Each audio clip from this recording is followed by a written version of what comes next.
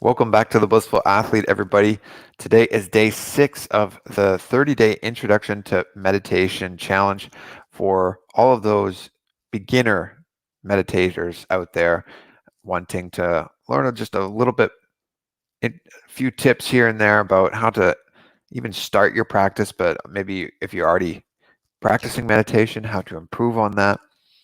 What we've been covering is this process of unclutching, disengaging from your thoughts, from the tension within your body.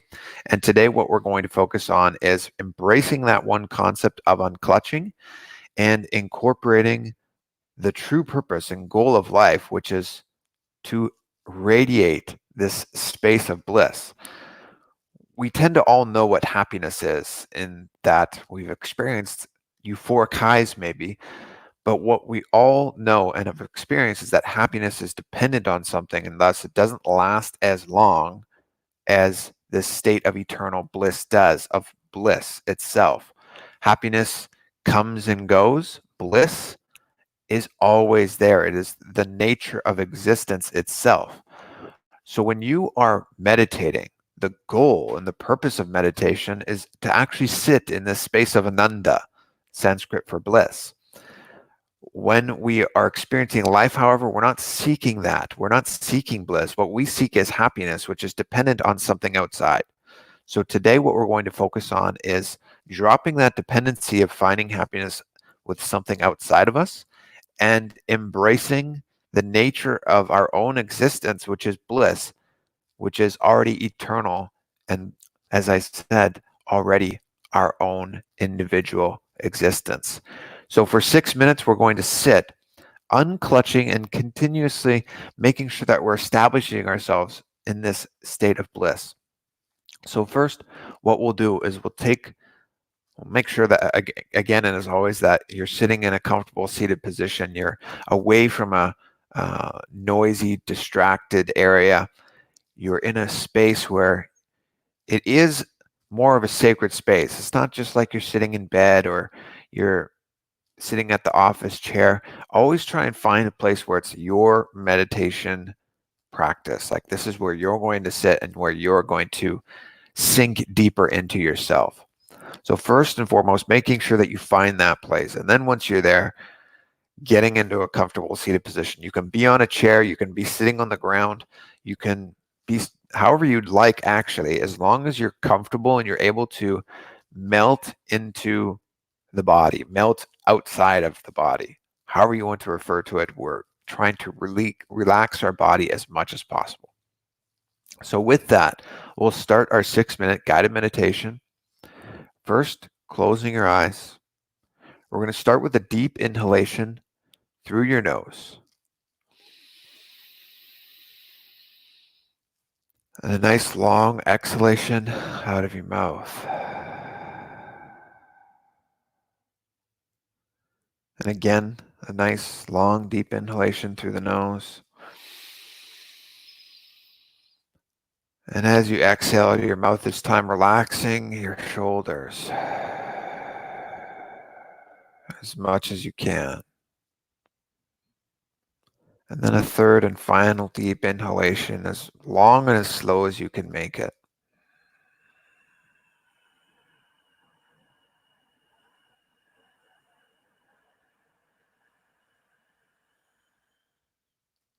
And then as long and slow as you can exhale, and as you exhale, relaxing your entire body.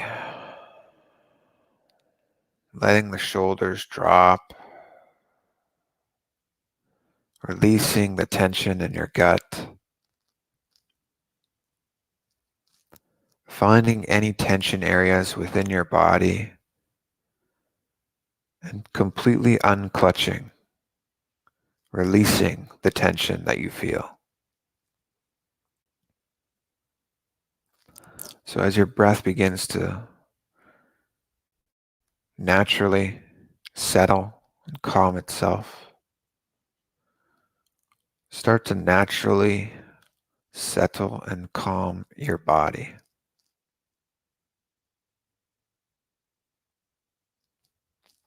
Take another deep inhalation through your nose. Exhale and release out any other tension that you feel. All the final little itty spots that are reminding you of your body's existence. And then from here, I want you to cognize how happiness does come and go in our lives. And there's nothing wrong with happiness. But just understanding that its existence is finite. It is tied to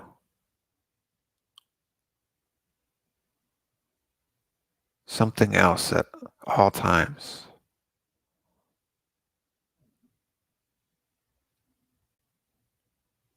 But underneath that happiness, there's a deeper layer of existence, Ananda or bliss. And I want you to just imagine tapping into that dimension of yourself. Taking a deep inhalation through your nose. Imagine inhaling bliss because you're inhaling and connecting to your true self.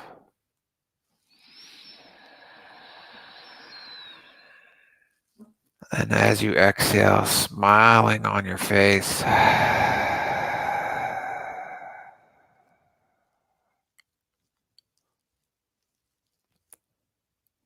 and I want you to just imagine that you're sitting in this space, big pool of bliss. It is an ocean of bliss. Get yourself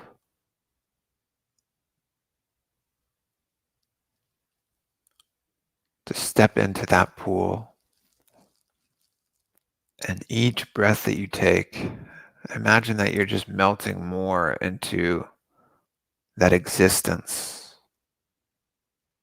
which is always there.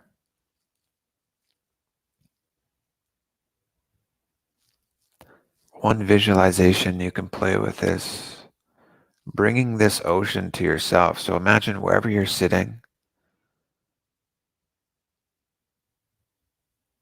the field of infinite consciousness, Nithyananda, eternal bliss, is already surrounding you. It pervades you. It is your natural existence.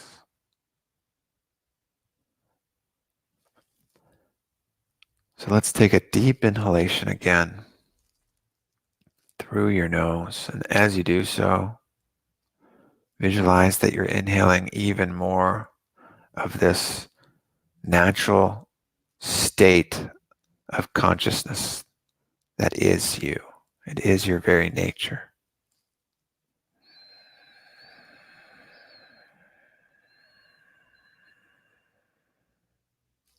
And exhale.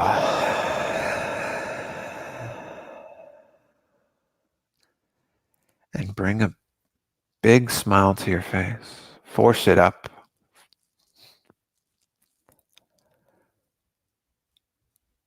Unclutch from any other thought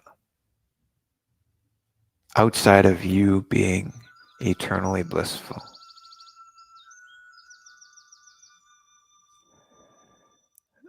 And for our last few seconds here, just take a moment to sit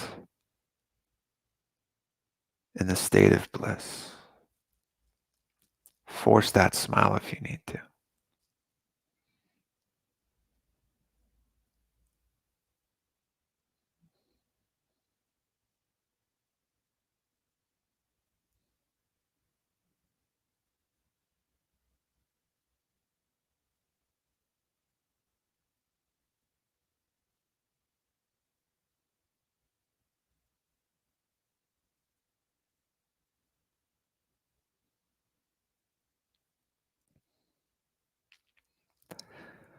Good. And then take one last final inhale. Inhaling bliss as much as you can. Inhaling all of the positivity as possible. And then exhale out all of the negativity and toxins and unclutching completely from your body and any mental activity that is fighting this true existence that you are bliss. And slowly you can start to wiggle your eyes open and come back into your body, into this existence of living as a human being, but our true identity, knowing and tasting, cognizing, internalizing as bliss, ananda. So with that, keep this context in mind for the rest of your day. Happiness comes and goes. Its attachment to other things is always a fundamental part of the existence of happiness. However, bliss, your true nature, is really the purpose and the goal of our life. Continuously remind yourself of that today. Bring yourself back to this state that I am bliss. That is my true nature. And it's as simple as taking an inhalation and an exhalation and connecting to that within you. So with this, if you are interested in participating in this global unclutching meditation that I've mentioned a few other days now, the Nirvikalpa Samadhi Jnana Yajna, a global meditation practice where you can sit down with up to 10,000 people collectively across the globe 24/7, 24 hours a day, 7 days a week. This meditation is happening. It is so much more powerful when you sit down with a group of individuals, when you have that collective sankalpa, the collective intention. And this global meditation movement is with the intention to give ourselves a superconscious breakthrough and also to provide humanity with a superconscious breakthrough and also help heal humanity during this coronavirus pandemic and all of its side effects that have come along with it, many of them man-made, but holding this collective intention with a group of individuals, thousands of people across the world, it is that much more powerful for you to experience and radiate those states and spaces as well, to embody that sankalpa. So as always, I'll take a few questions before we get into, or before I end this session. To everybody that tuned in live, thank you so much for being here. Vishal, namaste. Thanks for being a part of this every day. I'm glad you're enjoying. Same with you, Nicholas. Gabrielle and Nithyanandam. Aryan, hello, Nithyanandam. So with Nicholas, I see that you have the first question. I'm a beginner in meditation. Thanks for sharing this knowledge. I'm dealing with weed addiction and feel a need to meditate and stay sober. So right away, I would say sit down in a group with others that are holding this space as well, especially when you're struggling with some sort of addiction. When you have the ability to sit and connect with others through a powerful meditation technique such as unclutching, it in itself is the solution to any addiction. Connecting and relating to yourself on a deeper level than you ever have before is the solution to any addiction problem. So if you're interested in beating a weed addiction or anybody's trying to get sober in any form, dropping any addiction, meditate with a group of individuals. And if you have that integrity, I guarantee you will start to experience and go beyond any addiction. And it won't take very long, especially when you're sitting with a group of thousands of people. I can't say how long it would take. Certainly less than 30 days, without a doubt. So I'd really highly recommend just take the responsibility to sit and practice a meditation every day. The unclutching meditation, you will experience going beyond your addiction. If you have that internal need, like you're saying you feel that you need to meditate and stay sober, your intuition is certainly right. Go with that, honor that, and embrace that. Again, the description, in the description below, the link for this global meditation is kailasa.tv/minutes for peace. Aryan's asking, what were the problems faced by you in this journey? A lot of my problems were, to be honest, at the very beginning of my spiritual awakening, I had this incredible will where I was just able to cut out things that I no longer wanted. I just cut out drinking alcohol. I just cut out eating meat. I didn't have any setbacks with that. It was just like it was a decision and it was done. However, one of my setbacks was a constant wavering mind. And so I made a point of sitting down and having a consistent meditation practice every day. I would meditate every day in the morning, every day in the evening. And it was just like clockwork. And it really did help me move forward on my spiritual journey because I carved out that time and I said, this is my time for me. I'm dropping social media. I'm not watching any TV. I'm not doing anything. This is my time now. I used to play a lot of video games, and all of a sudden I dropped all of that and said, now, no more video games. Now it's meditation. So I can't emphasize enough the importance of setting aside the time for your sadhana and making it a priority in your life. When you don't, that's when all the problems start to arise, because especially when you start incorporating a spiritual routine in the morning, a morning spiritual routine, your days will never be the same. You'll always be like, I just felt so much better that day that I was completely integrated to my morning routine.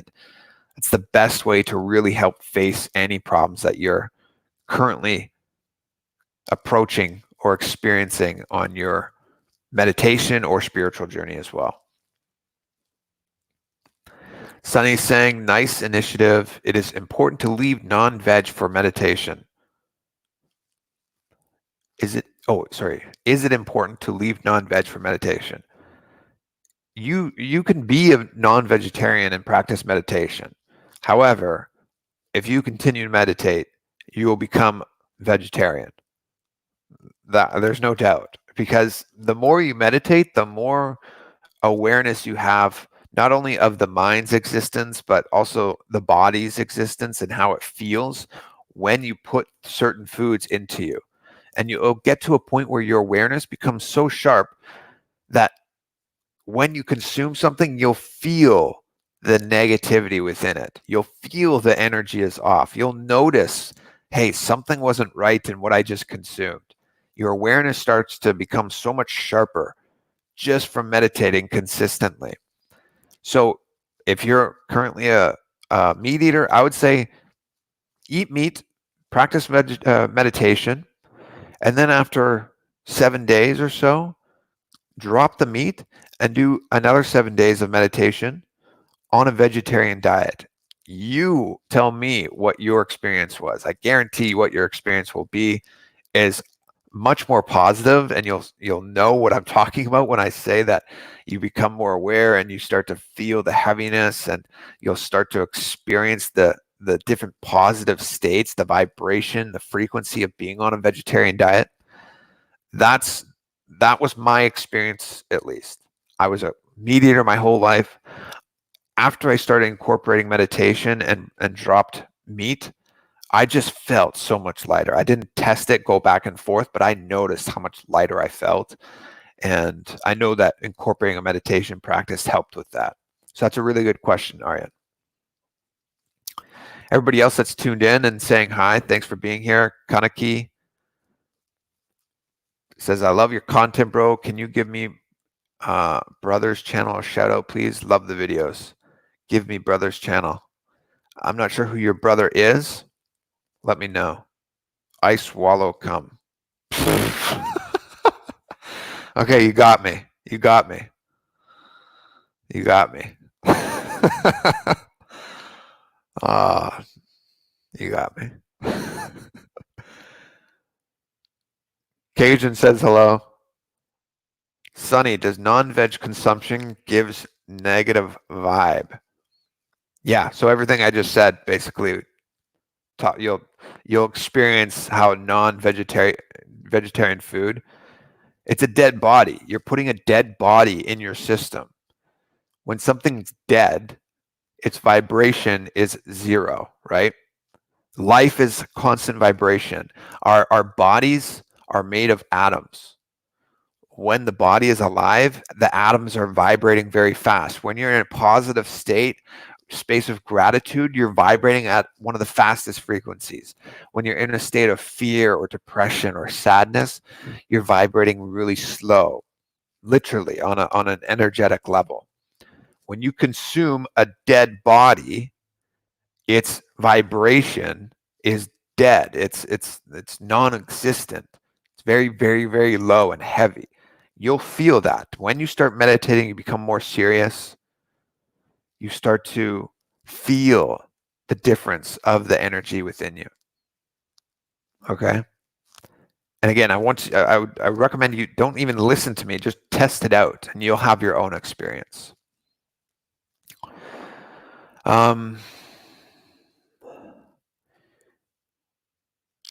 Cajun is asking, do you know Shaiva Samayam?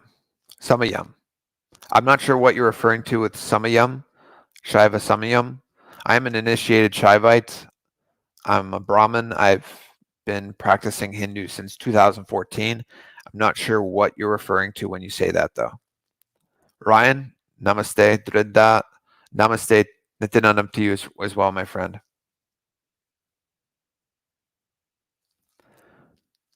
What can I tell about Rudraksha? Rather than talk about Rudraksha, I'll post a link in the description below after this video. Rudraksha is a powerful way for you to hold a certain frequency. So for instance, we experience a lot of highs and lows in our day-to-day life, right? Something good happens, we're happy. Something bad happens, we're sad. The Rudraksha holds a certain frequency, holds a certain energy consistently.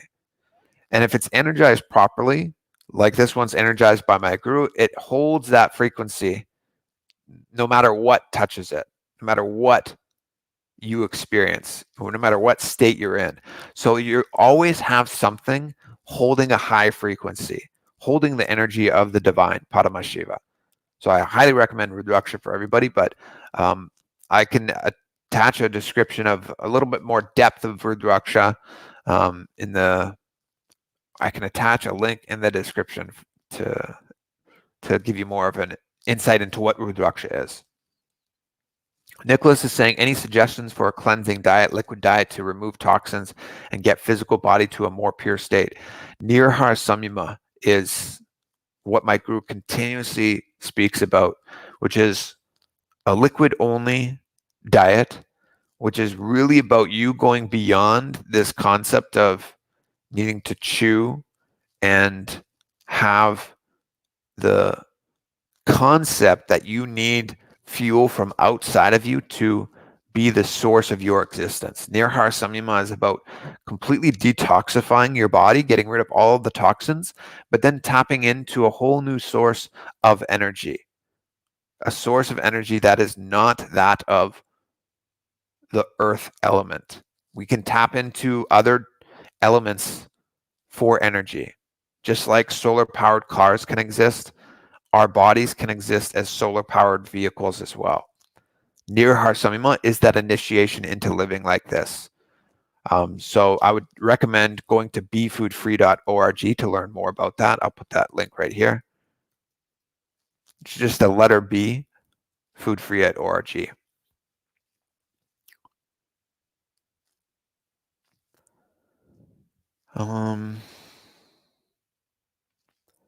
Okay. Anybody that's interested in learning more about Hinduism, I would recommend subscribing to my channel, obviously. I speak a little bit on Hinduism more in some of my older videos. You can also check out Kundalini Yogini.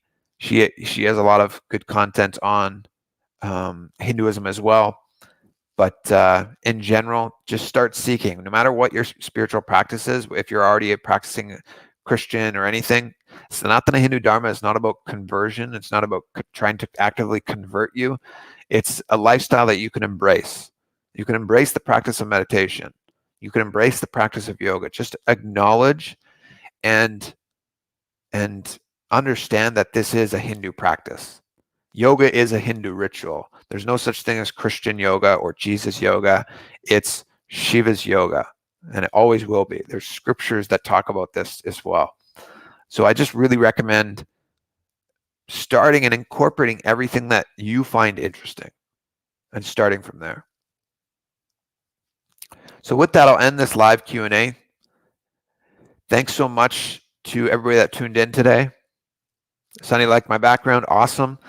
If you're interested, tomorrow will be day 7 of this meditation challenge I've been enjoying. Hopefully you enjoyed today. Remember, sitting and expressing bliss, eternally bliss, being in that state of eternally bliss, of being eternally blissful. There you go. That is our true nature. That is our true existence. That is the purpose and goal of life.